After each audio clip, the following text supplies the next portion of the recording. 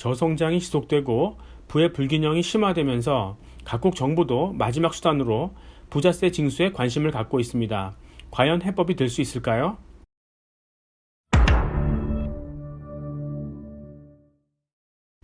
각국 정부 입장에서는 인구 구조적으로 줄어들 수밖에 없는 소비 및 민간 투자를 대신하기 위해 정부 지출이 필요합니다. 특히 2020년부터는 헬스케어 비용 증가, 파리 기후협약 발효로 인한 환경 관련 지출 증가, 그리고 저소득층을 위한 구제 부담이 기하급수적으로 늘어날 것임에 따라 세수를 더욱 늘려야 하고, 그래서 부자세 징수에 관심을 갖습니다. 그러나 그동안 많은 OECD 국가들을 중심으로 부자세 징수가 추진되었지만 거의 불가능했었습니다. 왜냐하면 부자들이 재산을 숨기는 방법이 다양하고 그것을 찾아내는데 비용이 만만치 않기 때문입니다. 첫째, 재산을 세금 도피처로 옮길 수 있습니다. 나중에 재산을 국내로 반입하려면 적발될 수 있지만 그것이 싫으면 심지어 본인의 국적을 바꾸기까지 합니다. 둘째, 그림이나 보석, 금과 같이 거래 없이 오래도록 묻어둘 수 있고 숨기기 쉬운 재산으로 바꿔서 저장할 수 있습니다. 어차피 금융기관에 돈을 맡겨봤자 금리도 얼마 되지 않기 때문에 차라리 세금의 표적에서 사라지는 것이 부자 입장에서는 낫습니다. 셋째, 부자세를 징수할 때 재산에서 부채를 뺀 순자산 기준으로 과표를 정합니다.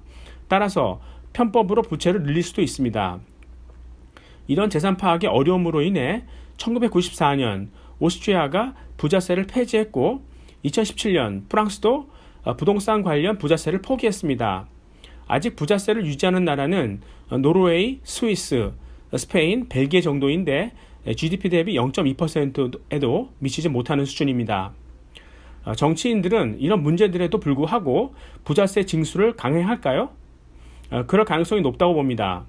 1930년대 초반 자산 거품이 꺼지며 경제 공황이 발생했을 때 모든 나라가 교육을 줄이고 자신들만의 식민지 개척에 열을 올렸습니다.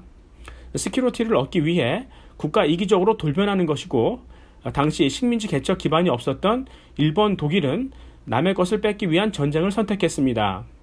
이럴 때 포퓰리즘이 극대화되죠.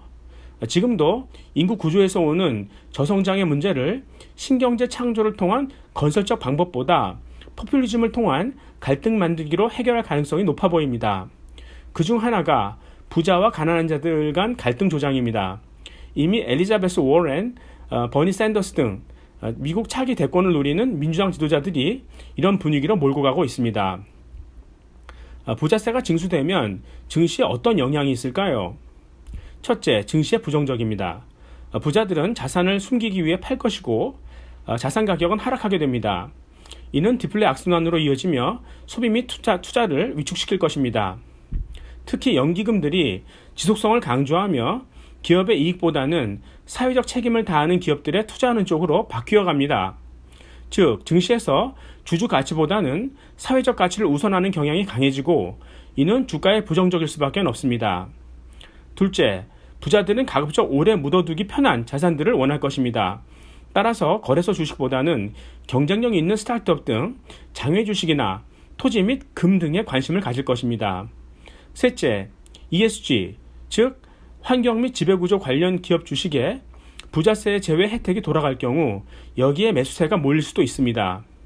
넷째, 부자세와 직접 관련은 없지만 포퓰리즘이 확대되어 국가 간 갈등이 심해지면 교역 회복을 기대하기 힘들어져 생산 기지를 갖고 있는 아시아 통화 가치가 절하될 것입니다.